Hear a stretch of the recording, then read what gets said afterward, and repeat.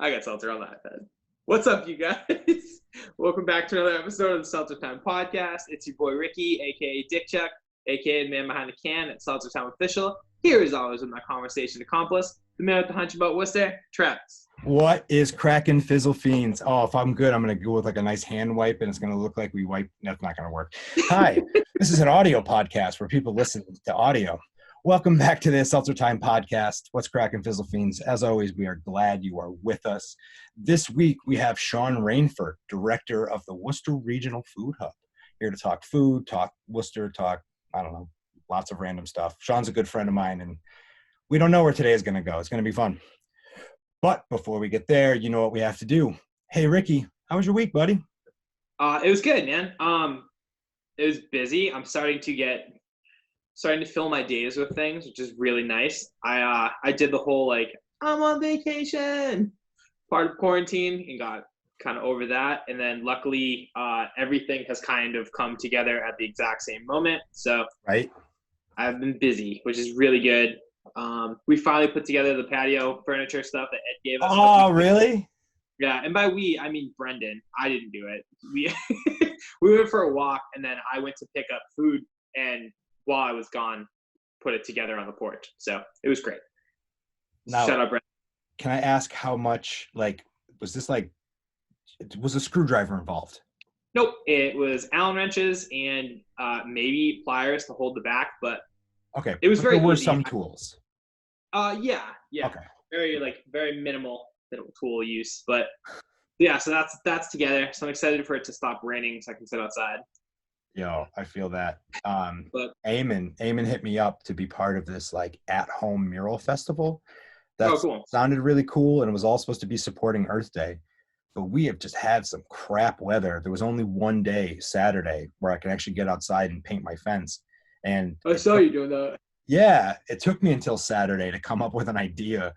So I started it, and I only got literally about halfway through. So I don't know. I'm not going to be able to do this at-home mural festival, but I am going to finish it at some point.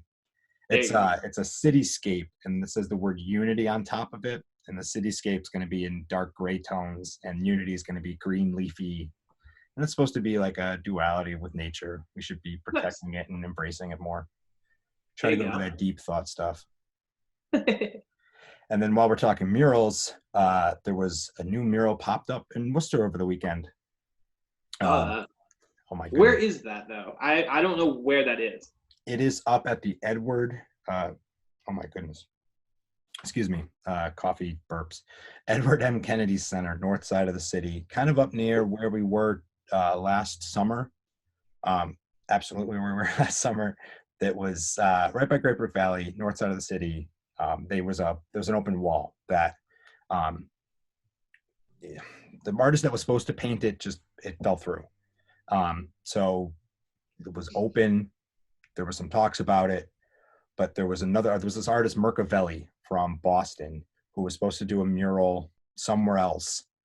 That fell through. He needed a space. He had the paint. He had the time. He had the assistant. I think the guy's name is Brandon. I can't remember his name. Sorry, dude. But we gave him the wall. Everybody practiced social distancing, and they put up this awesome together with a heart right up in a spot that, really could use some more love. Nice. I think they're coming back Tuesday to do some more detail. But cool. It just worked. It was one of those things that just works. Yeah. Nice. That was really cool. And I think that's it. I mean, seltzertime.com is fixed. So now people can hit in seltzertime.com. They don't have to use official. It'll go there anyway.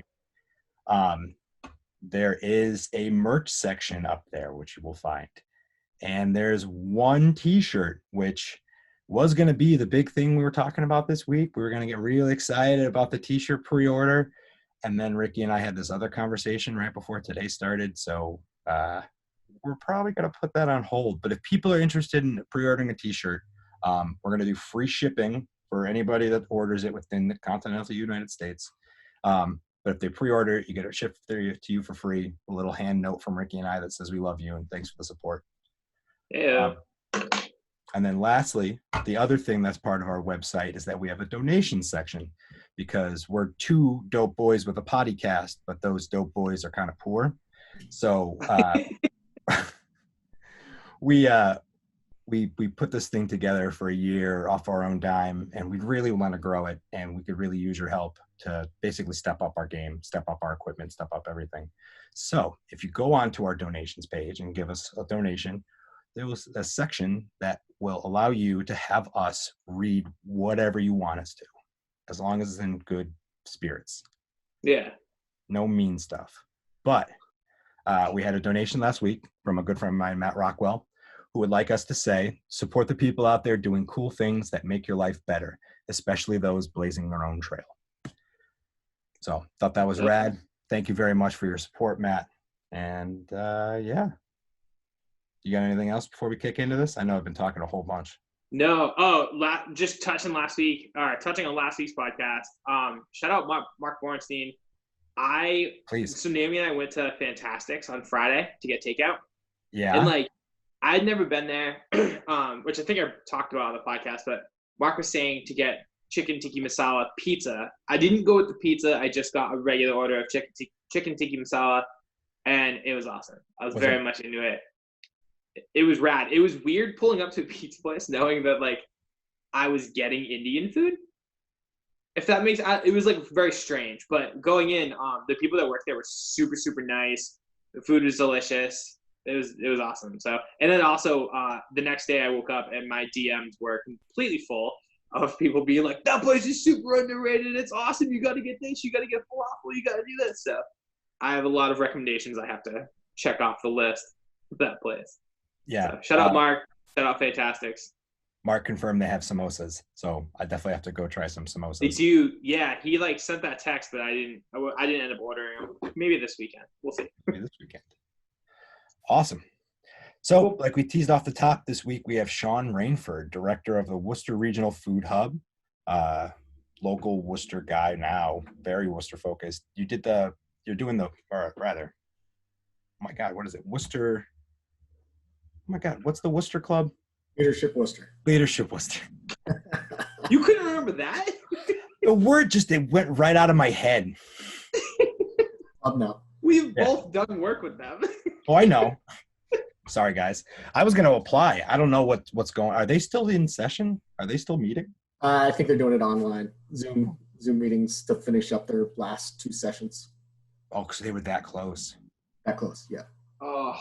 Yeah, so I did Leadership Worcester last year, so the class of 2019. Yeah. And some great folks in this year's class. It's a shame that they have to do it online. It's just not the same as being out and about in town. Yeah, I was actually looking to apply to Leadership Worcester this year because I recommend it to anyone who wants to be involved in all things Worcester. It's fantastic. Nice. Have you ever considered it, Ricky? I mean, no, honestly. I should. It'd be super fun. Maybe. It never really like crossed my mind. I do remember like talking to you and you were saying you were going to do it. It sounds dope. And like the couple of like run-ins I've had with them have been great. So we'll see. Yeah. Leadership was like fantastic. So for those that don't know, there's like 20 some folks. You get together once a month. There's you start out with an orientation retreat where you spend the night in a hotel in downtown Worcester, and over the course of the next several months, there's an education day, there's a government day, there's law enforcement day. You get to do ride-alongs with the Worcester Police. That's super cool. The county jail. We saw amazing schools. We saw not so amazing schools. We saw great things. We saw horrible things. Really intense, but you get to know a lot of people in your class, and you end up seeing them every time you walk down the street in Worcester, it turns out. And then you get connected with people all throughout Worcester in all the different spaces. So it's amazing. It's been really good for me over this past year since I graduated, as far as connections. I can pick up the phone and whether it's something on my work's behalf or someone else, it's just another great networking opportunity. And they're so there's so much cool stuff happening in Worcester that a lot of it we know about. There's so much that we don't. It's like you're driving by this industrial building and there's really cool, amazing things going on inside. So there's just lots of that. When I'm driving around Worcester, it's like, oh, that's where that's going on. Really cool. Yeah, good stuff.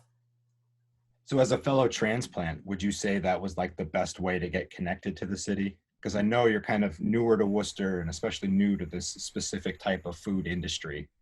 Yeah, so I've lived in Worcester County for coming on 12 years now.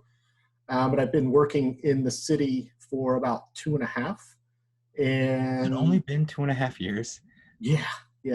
Holy crap. Not even 2 years, 2 months. So yeah, it's been an intense couple years. But I started with the Worcester Regional Food Hub in February of 2018, and I was working for a large multinational in Rutland, Heifer International, for several years before that. And I moved here for that job. But let's see, is Leadership Worcester the best way to connect? Just being out there is Leadership Worcester is great. I can't say enough, but I go to a bunch of chamber events. We're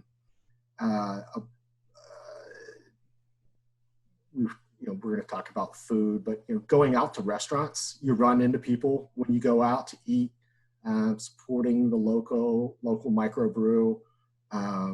Just being out there is just the best thing that you can do. There's so many, and I recommend to people, like, if you have an office job and networking is part of what you need to be doing, get out of your office, go set up at the coffee shop or the brewery or the restaurant or, the Woo Sox celebration. Just be out there because it's really important.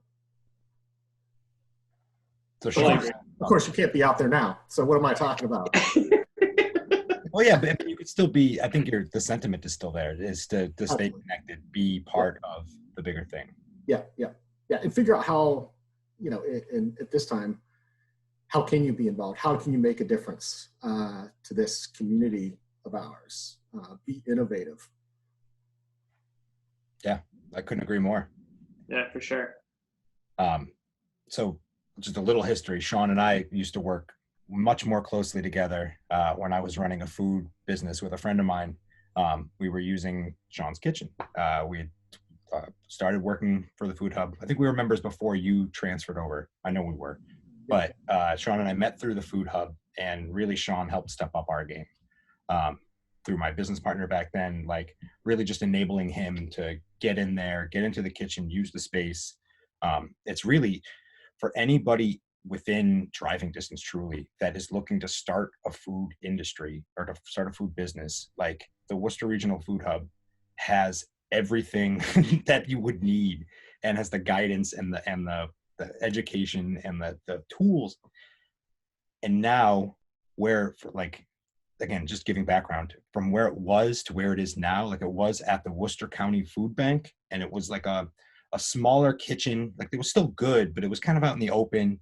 You'd have people walking through all the time telling us how good it smelled. Like, it was nice to hear from them, but I'm like, get out of the kitchen. This is a commercial space. Like, get your nose out of the batter. Like, so to where it is now at the Greendale People's Church, it's in its own, like, secure area. It is a humongous space comparatively. And I know that you're really trying to foster this thing and continue to grow it. Can you take us through, like, how have you built that from the tiny little space at the food bank to what it is now to, like, where do you see it going? Yeah, sure. So we have a whole food business incubator. So we talk a lot about the kitchen with making food, but shortly after I started, I realized that you weren't selling food. It was a very expensive hobby, and you weren't going to be making food for very long. So we've tried to connect people to markets. We have a lot. When I started, I think we had 5 businesses that were using the kitchen a little bit. We've had over like 60 businesses last year, which is the first year that we were in Worcester itself. And that really showed that there was a need for it. We have people coming out of the woodwork asking to use it. That's both people from the city of Worcester as well as people from all over. Like, we're getting Boston folks, Watertown, Metro West from Ashland and Sherburne and Framingham that are coming to Worcester to use our kitchen. And it's an hourly rate. We don't have any minimums. My philosophy is starting a business is hard. Starting a food business is really hard. So we don't want to put any artificial obstacles in your way. You do have to go through food safety certification. You need insurance. You have to follow food safety regulations, obviously. But if somebody's looking to start out, whether they've been a chef their entire life or all they have is grandma's recipe and everybody tells them it's the best thing in the world, wherever they are, they can reach out to me and I can basically tell them everything they need in order to get their business started in a short period of time, and then connect them to people like graphic artists and attorneys and label folks and find the appropriate bottle or packaging that they need. And not because I'm a genius or anything, but because I do this every single day. I know all those connections and I can save people a ton of time. So yeah, that's kind of in a nutshell what we do. And we have people making everything from pickles, jams, jellies, granola, donuts, all kinds of popcorn. Yeah, let's shout out some of these people. So yeah. Glazy Susan Donuts bakes out of the food hub. Minuteman Kettle Corn, big fan of them. Oh my God, granola is Nutty Bird granola. Thank you, Nutty Bird. Yeah, we have blended teas, which is Tequinox, blended spices, which is Spice Nectar. I've got, we have, if you name an ethnic cuisine in Worcester, we probably have somebody making it out of our kitchen. So just a ton of variety there. And people are selling out of food trucks and food trailers and all kinds of pop-up events, doing catering. Doing everything that they can. Yeah, Noms is an amazing couple that are still rocking it during the pandemic.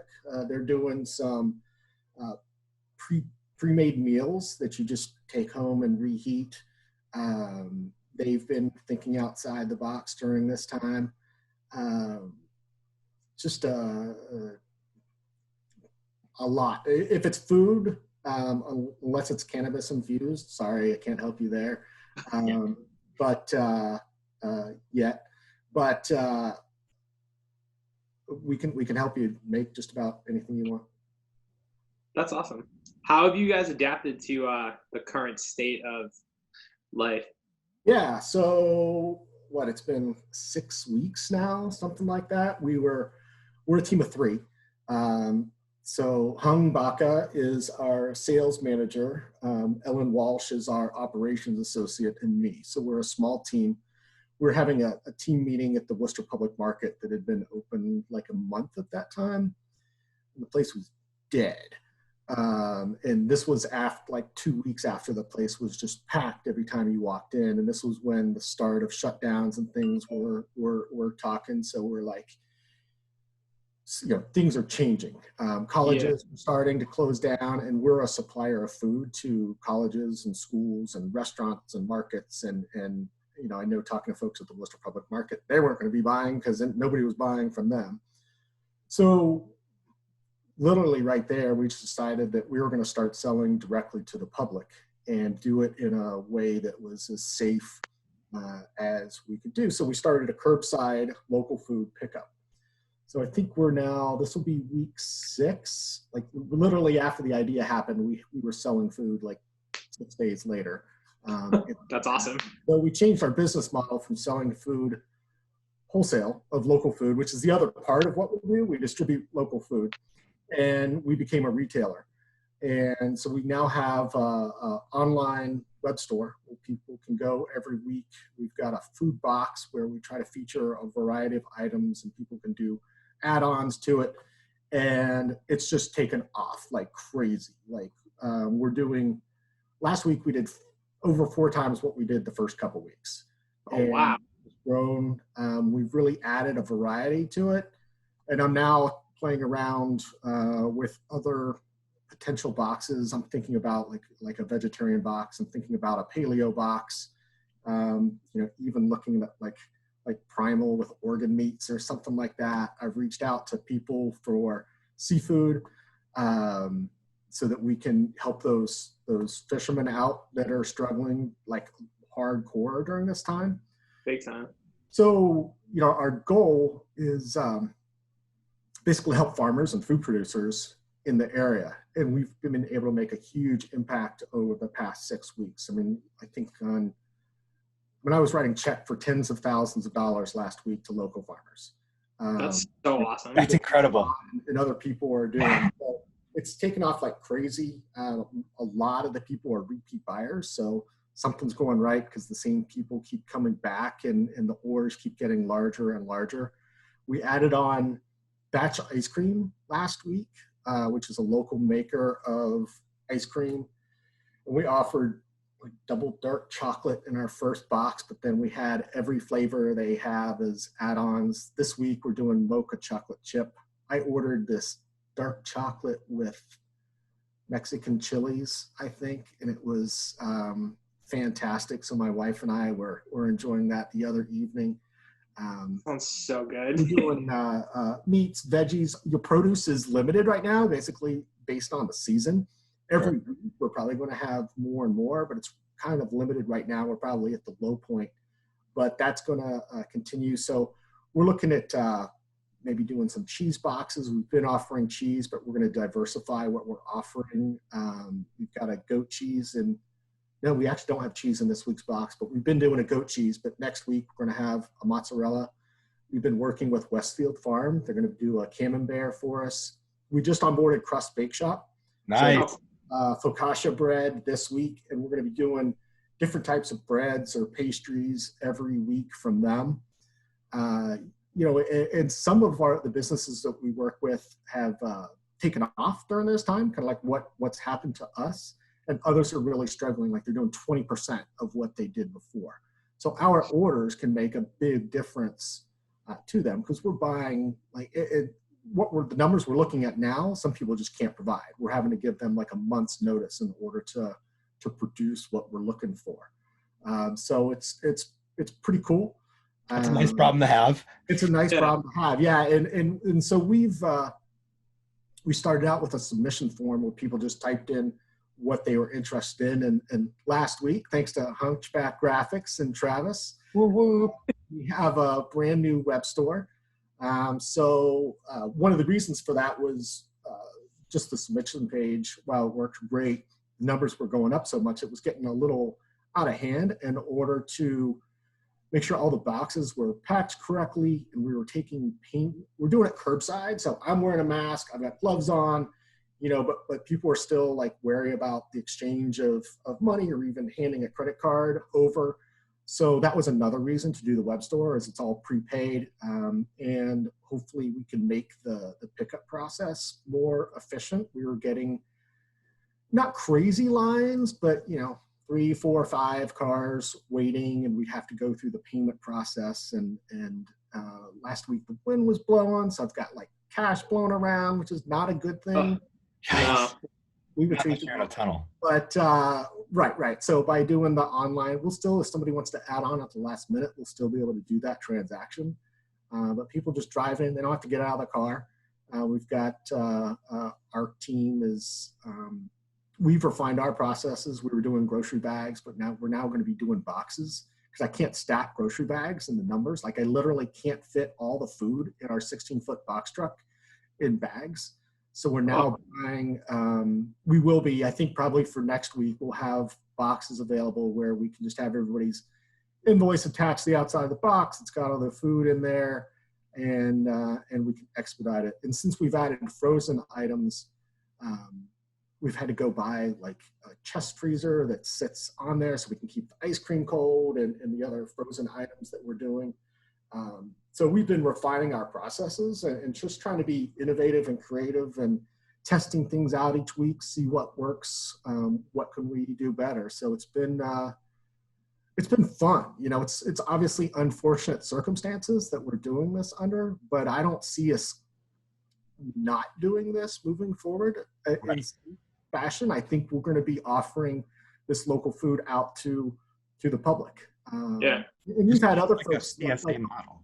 Yeah, so the REC, the Regional Environmental Council, they've been offering veggie and fruit boxes to SNAP recipients, and they've been using our warehouse to sort all of that, because instead of just people coming up and grabbing however many, tomatoes or things of lettuce that they want, it's all pre-boxed. So again, there's not that touching of food by people. So we've been working with them. There's a similar organization out of the northern Worcester County area called Growing Places that's been doing local markets. They've been buying a ton. Like if we have it, they're basically buying it from us. So there's other markets that are doing great. Davidian's Farm out in Northborough has just been doing a bang up job. There's a restaurant, the Ux Locale. They've been doing a ton of takeout. Oh, I know them. Okay. And there's several others that are just, trying to figure out how to take advantage of this time. So it's been interesting. It's been fun. My life is like completely different. Like I'm moving food around on Tuesdays, and it's more Ellen's doing most of the moving of food, and Hung, I can't say enough about the two of them and how they have adapted to this situation. And like I'm doing this from home today. I rolled out of bed. I was just going to put my Bravehearts hat on and call it a day. And then I realized that, man, I have to actually shave. Or I should, I didn't have to, but and shower. So I try to step it up a bit for you guys today.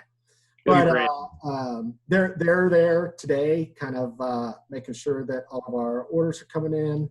And tomorrow will be our big packing day where we're packing those boxes of all the food. And then Wednesday is pickup day. Thursday, it's been kind of account for money and make the bank deposits. And then Fridays, we're back at it, driving around the county, picking up food. So it's really changed kind of the rhythm of what we're doing.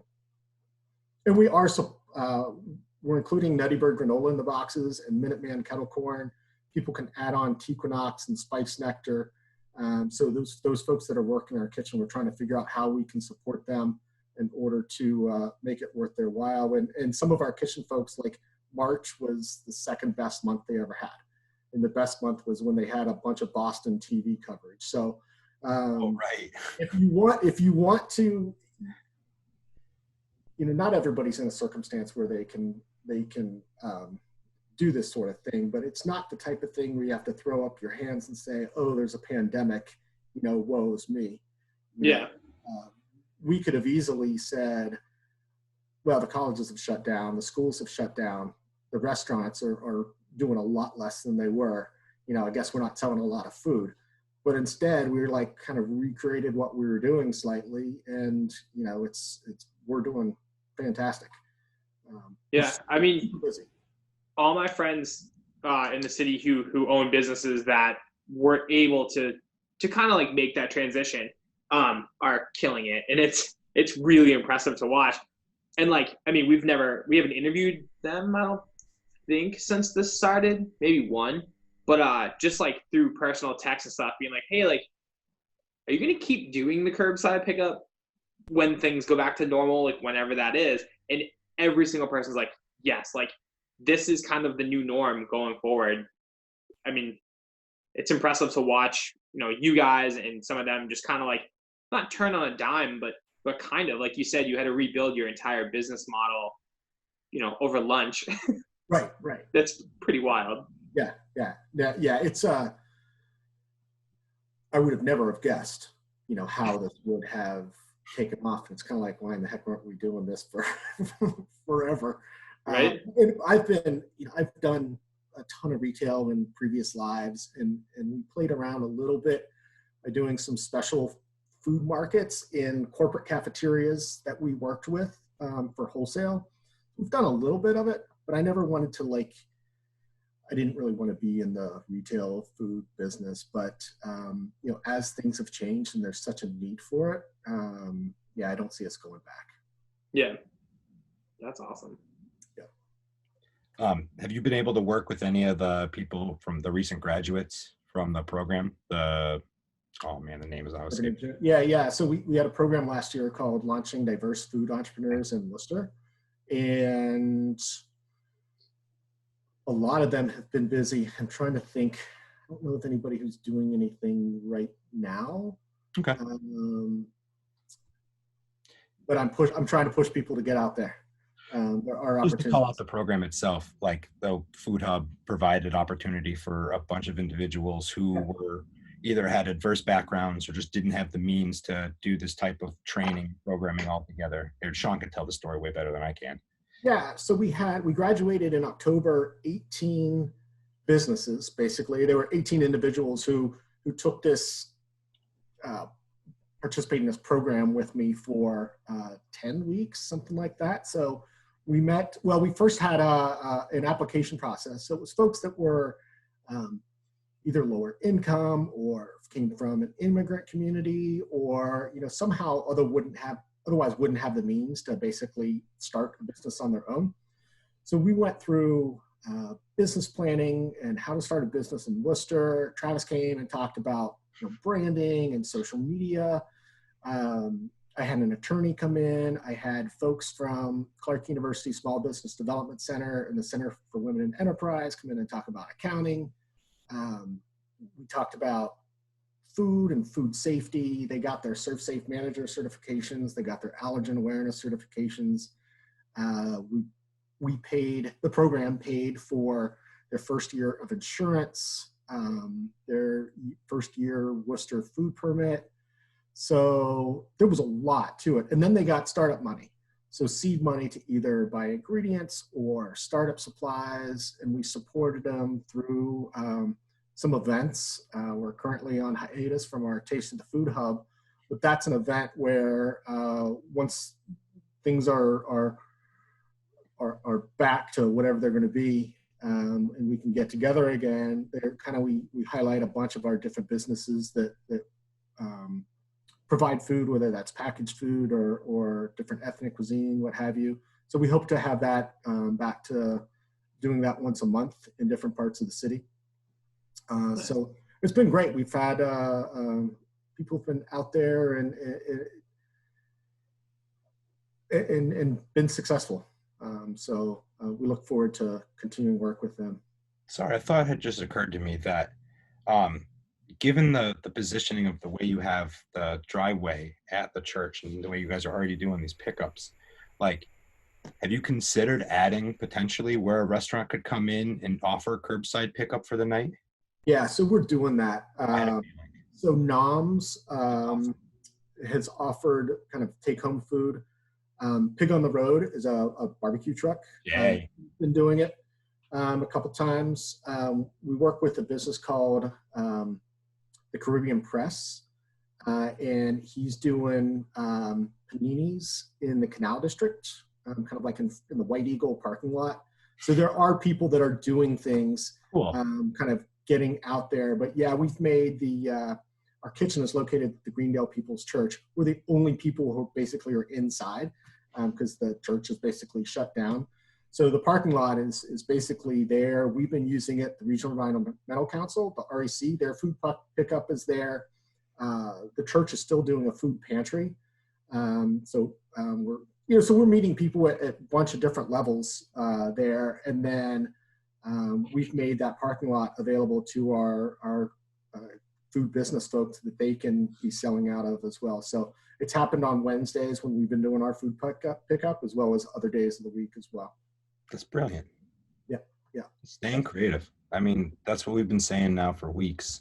It's funny that you said that, but it's awesome, and it's invigorating, and it's exciting to see these businesses get creative. And if you're like, all right, another challenge, well, we can overcome this one too.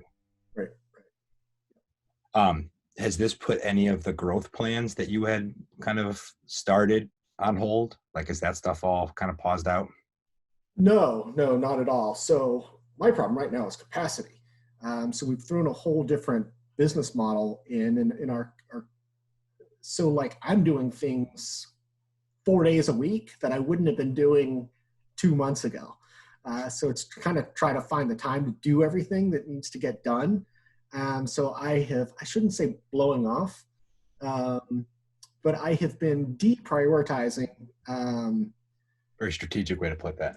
some things that otherwise I would prioritized before, simply because what we're doing is making a huge impact for these farmers and for the community. So like that's the top thing for me right now. Like I can make a difference today. That's what I want to be doing. So we are looking to grow what we do. We currently have our kitchen where it's bigger than where we were, but we're looking to build out a kitchen right in downtown Worcester where we can have a bunch of businesses working at the same time. The idea is that we'd have an attached event space where, if you've ever been to the SOA market in Boston, it's this amazing craft food truck thing with music that happens every weekend. We want to recreate that in Worcester. But have it be indoors. So regardless of weather, year round, it's going to be right next to our kitchen, and people can come and have a great time and have the best food from Worcester. Potentially have retail all the time there, selling the food that's made in our kitchen, as well as food from farmers throughout the area. So I was actually this morning kind of looking at our pro forma budget for what all this would look like. So been adjusted based on this whole curbside pickup thing that we're doing, and sure. Looking at opportunities for that growth. So we're looking to really expand and help as many people as we can with the different services that we provide. Yeah, it shows too. It's like you can, like John said off the top, you can literally pick an ethnicity of food and it is probably represented somewhere in the food hub. Yeah, and if it isn't, it will be within the next year. Yep. Yeah. So that's so cool. Yeah. What has been one of the most surprising things that you have tried since taking on this position in terms of food? Like something you didn't think you would like? Because Shon is also extremely supportive, which is a surprise to no one, but he goes out and he goes to all these events of all his members. So I believe you've tried just about something from everybody. Oh yeah, yeah. Most surprising thing. So I like all kinds of food. I pretty much. I have a couple things that like. I don't like fruit in my desserts, which may sound weird. Me either. I hate fruit in desserts. I eat apples, but I'm not a big apple pie kind of person. I'll eat raspberries, but please don't put it like in yogurt or something like that. I'm in the exact same boat. So, but other than that, I'll probably try it, regardless of what it is. Surprising things.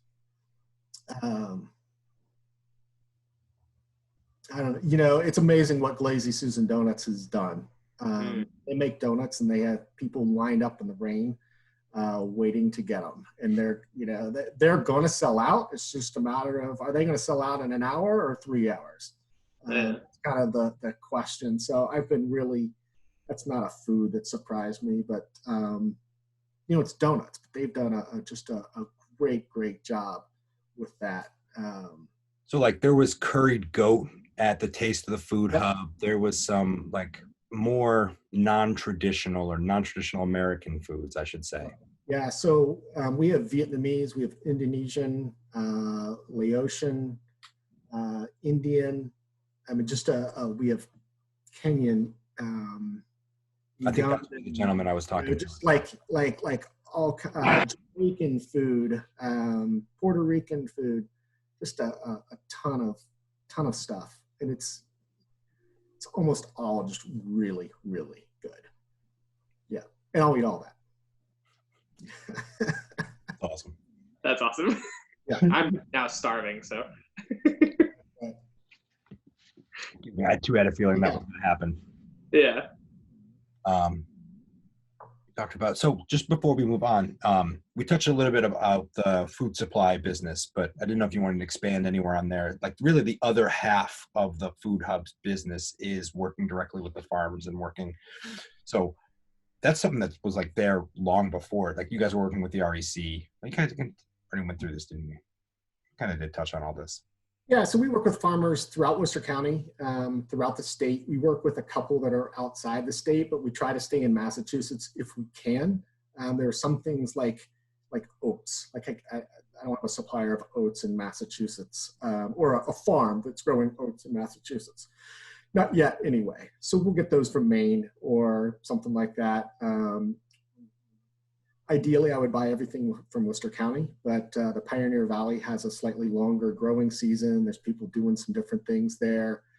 We go down to Ward's Berry Farm in Sharon and pick up, because similarly, they have a slightly longer growing season or doing things there. But,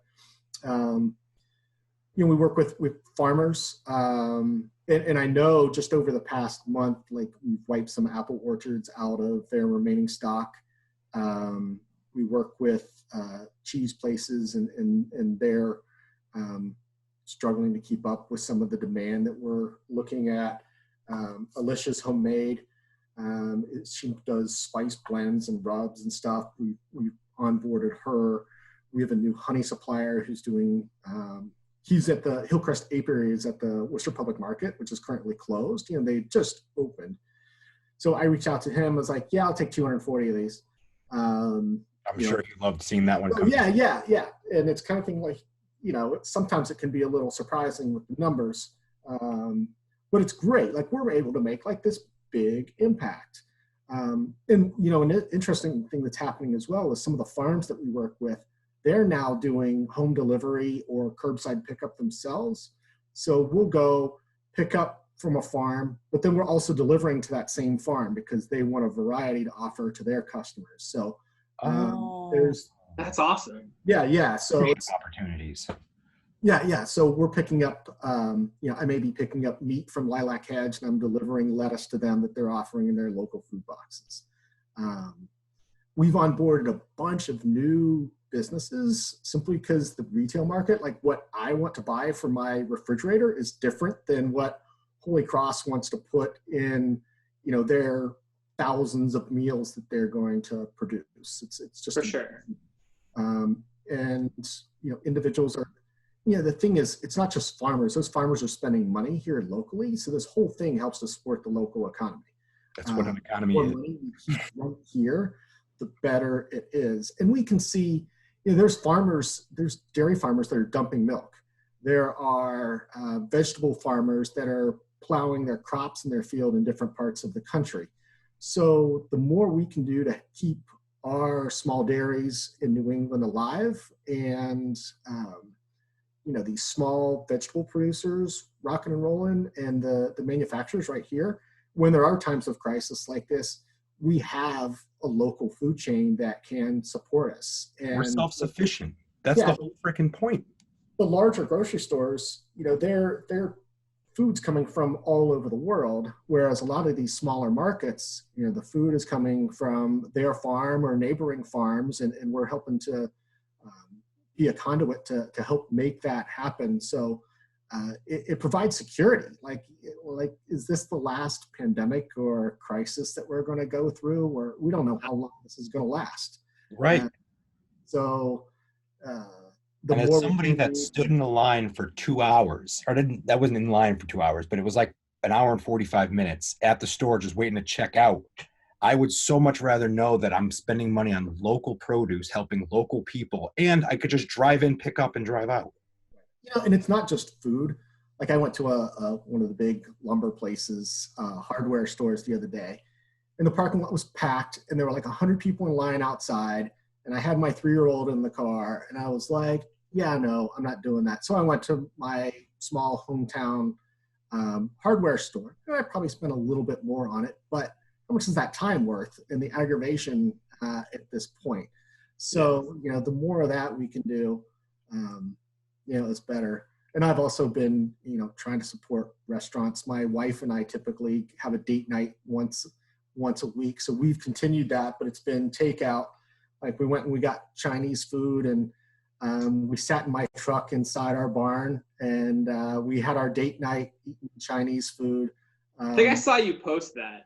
Yeah. So it's like we have kids, and it's nice to get away from the kids every once in a while. So it's like, all right, we're 50 yards away in our barn, but they're away from us for the next hour and a half.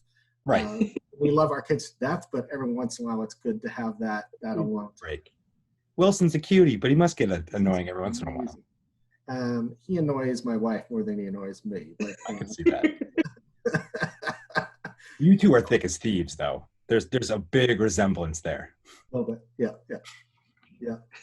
All right. So just before we move into Stokes and Pokes, how do people find out about the Worcester Regional Food Hub? Like, what's the website? Where do people find this stuff? Yeah. So we have an amazing website developed by. I don't mean to keep doing this. And, you just keep kissing. Man. So we recommend people go to our website, worcesterfoodhub.org. If they want to go directly to buy our weekly local food, they can go to worcesterfoodhub.org/food-to-go, and that will take them there. They can also find us on Facebook and Instagram. That's the easiest way to find out about our local food. If you're interested in using the kitchen, you'll find that information on the website as well. Yeah. And seriously, even if you just have questions, you just want to dip a toe into the process. Oh yeah. Call me now, because I can save you a ton of time. Literally, I can save you months worth of research. We'll sit down and give you the information. And if you want to make a bottled product, you have to follow, or a packaged product, you have to follow FDA labeling guidelines. Those guidelines are 150 pages long. I can tell you what you need on your product in 2 minutes. So I can save you a ton of time.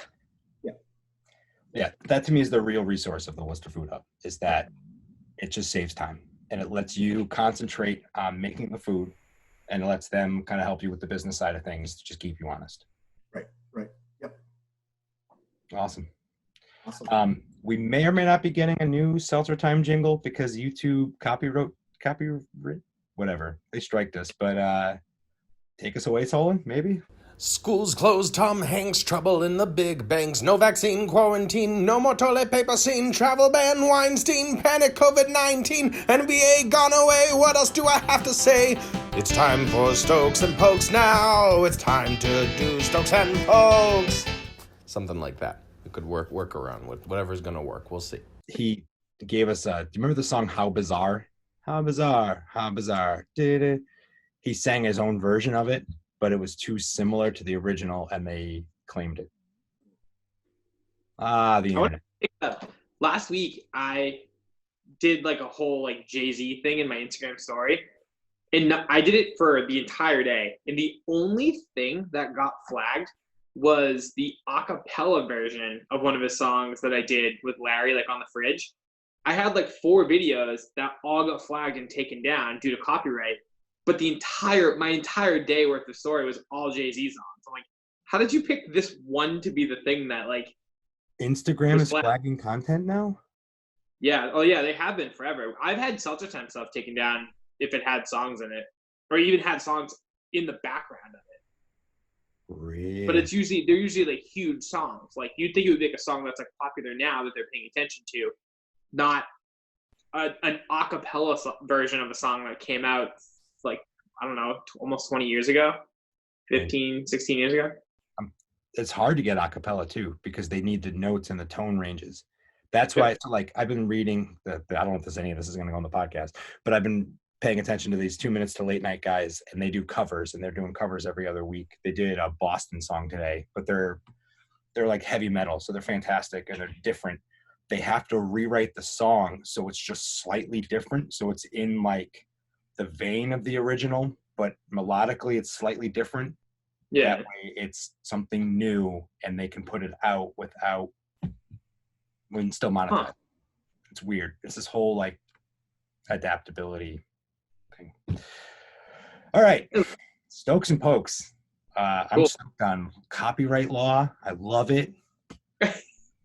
So it is something I'm interested in. I've been reading about it since college, but I'm going to start with my poke.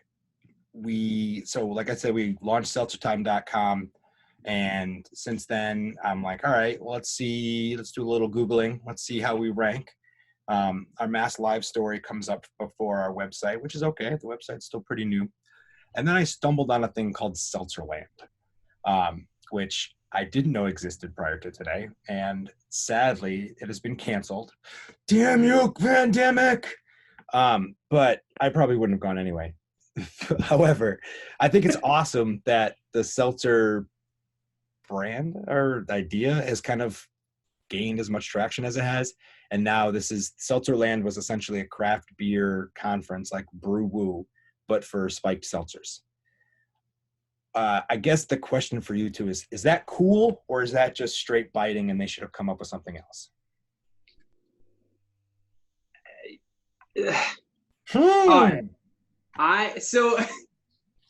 When it comes to seltzer overall, as a person who literally lives for it, it's getting played out. Everything gets played out. It's not surprising at all. Like that's just kind of the way everything goes. I would not have gone to that. There's no way it would be a good time. There's also not that much of a difference. Like for a beer festival, there's a million different beer styles. So there's you know what I mean? Like there's things to actually compare it to. For seltzer, it's are you adding artificial sweetener or are you not? It's pretty much the only thing that you can change, really. I don't know, man. You're kind of just generalizing a whole industry here, Ricky. Okay, first of all, every beer, Natty Light has a seltzer now. Corona has a seltzer. I was surprised that Budweiser didn't get into it earlier, which they're on the record of being yeah, we dropped the ball. But now even horrible, very, very, very bottom of the barrel breweries are making seltzer. Everybody has one. It's I don't know. So yes, it's not cool. But I get it. There's a lot of money in seltzer right now. Just Shon, do you have any thoughts? There's only one seltzer company. And no, I'm not going to Seltzerland. I gotta admit something though. Sarah went to Aldi's last week, and I told her to grab seltzer because we were running out, and she just picked up Aldi's seltzer because she doesn't care. She picked up tangerine. I need to admit that it is the most close to a tangerine that I've ever tasted in a seltzer. It's like they took a tangerine and just shoved it in a can. It's so good. I'm gonna send her back for some more because it's genuinely good. There's no sweeteners. There's not. It's good. All right. I still haven't any of the new ones yet that I was talking about last week or the week before or whatever. That's not what I'm stoked about, even though I'm kind of excited. What I'm stoked about is that Tom Rowe, buddy of the show, homie, put up on his Instagram feed last week that he wanted to start being pen pals with people. We're bringing back the old school, bringing back that personal touch. And he said, anybody that DMs me their address, he's going to start being a pen pal. So I'm like, hell yeah. I know we're in the same city, but I don't care. I love mail. I love mail that isn't bills. I don't take it seriously enough. I mean, I have a very good friend that owns a paper store who her entire purpose is letter writing. And I guess I just kind of underappreciated what her art is. But now I'm getting really excited about it. So I wrote my first letter to Tom over the weekend. I haven't written a letter. I haven't written, so somebody else had to read my thoughts other than my wife in probably 10 years. So I had to take it real slow. I only had to redo it 3 times and it's sent off. But I'm super interested to see if anybody from Seltzer Time, Seltzerland, whatever, wants to be my pen pal too. If you do, DM Seltzer Time with your address and we'll send you some seltzer stuff. It might be me, it might be Ricky, who knows, but we're going to be pen pals. So that's what I got. What you got for us, Shon? I'm stoked. I've got about a new gym that I'm building in my barn. So it's basically Wilson's gym. Oh, yeah. My 3-year-old who's just started karate right before the pandemic, but he continues to do it on Zoom. So he's a naturally gifted athlete. So I'm actually putting in a 12-foot by 12-foot wrestling mat in Wilson's gym. It's going to be awesome. So I'm pretty stoked about that.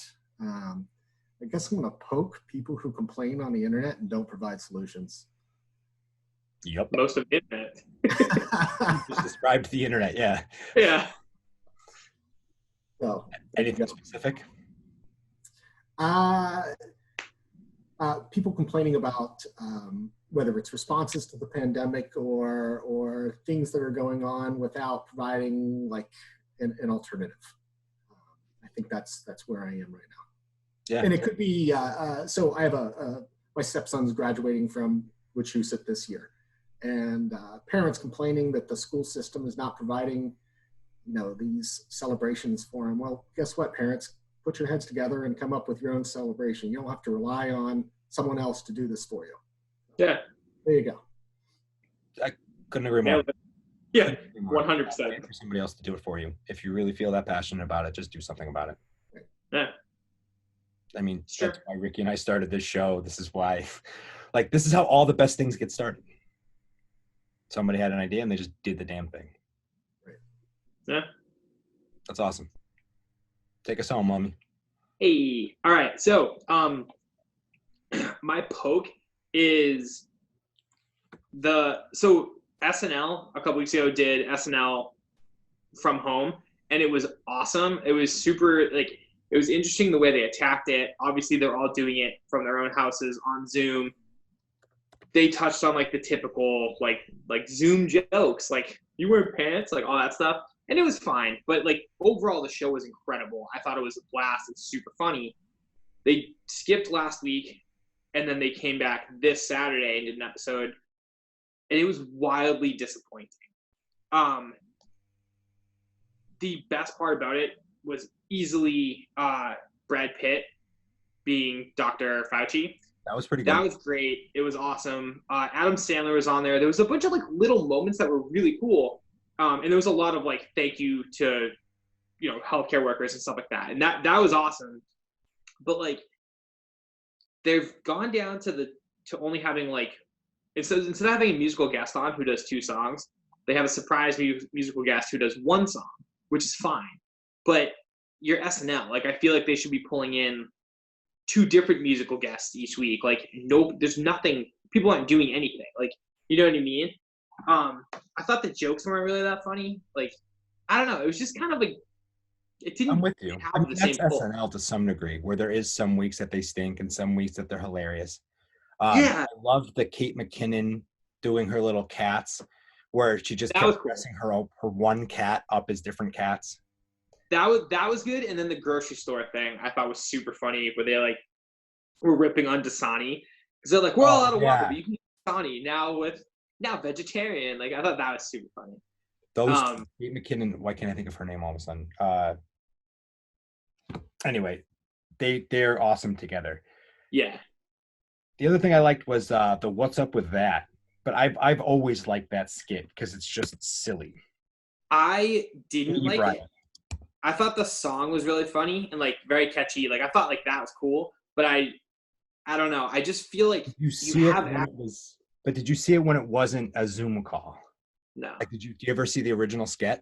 No. That's a reoccurring sketch. Yeah, that's what Naomi said too.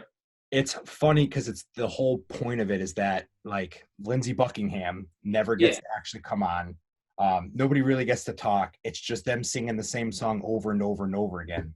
I love Jason Sudeikis doing his stupid b-boy dancing. I don't know. I'm with you. I also think it's going to take a little bit of time to understand how to write for that platform. I follow another brand called Rooster Teeth that's been doing the online platform, and they've been doing podcasts and shows and trying to adapt their content to this. And I think they're doing it better. Or even Mythical Kitchen, which is a YouTube channel that does cooking. And they've done 3. So usually they do 3 people together where they all cook something. They all cook something together. They'll merge Doritos and Klondike bars and make Dorito Klondike bars. It's absurd, right? It's absolutely absurd. Mythical Kitchen. I have Klondike bars in my freezer right now. But they're all doing things separately now. So they're doing the camera gags where one throws something to the other and they're just throwing it off camera. I'd like to see SNL do more of that. Play more to that understanding. Yeah. I don't know. I love the fact that they're still trying to do it because they like anybody else, they could have easily just thrown in the towel and been like, we'll see you when we see you. Instead, they adapted, and I thought that was great. I thought the first episode was super funny. They nailed it. This one I thought was just a little like you had 2 weeks. This was the best you guys came up with. It was kind of disappointing. But so I'm hoping that gets better. Tonight we're actually going to watch the new Some Good News that came out, I think, yesterday. So we haven't watched that yet, but he's been killing it with that. That's been phenomenal. Great idea. The prom was wonderful. Oh, that was so sick. We were making dinner and I was trying to watch That Thing You Do. Like they did like a live stream of them watching it, but that prom thing was happening. So we like jumped off of that, jumped onto the Some Good News. He's amazing. All right. So my stoke is, I did not know that these existed until like about 20 minutes before we came on this call. Colin Hanks owns a company called Hanks Kerchief, and he makes these like really cool handkerchiefs. Colin Hanks? Yeah, dude, they're so sick. So Ryan Reynolds, like, I guess he sent him a bunch and he posted about them. I'm like, what is this? I clicked it.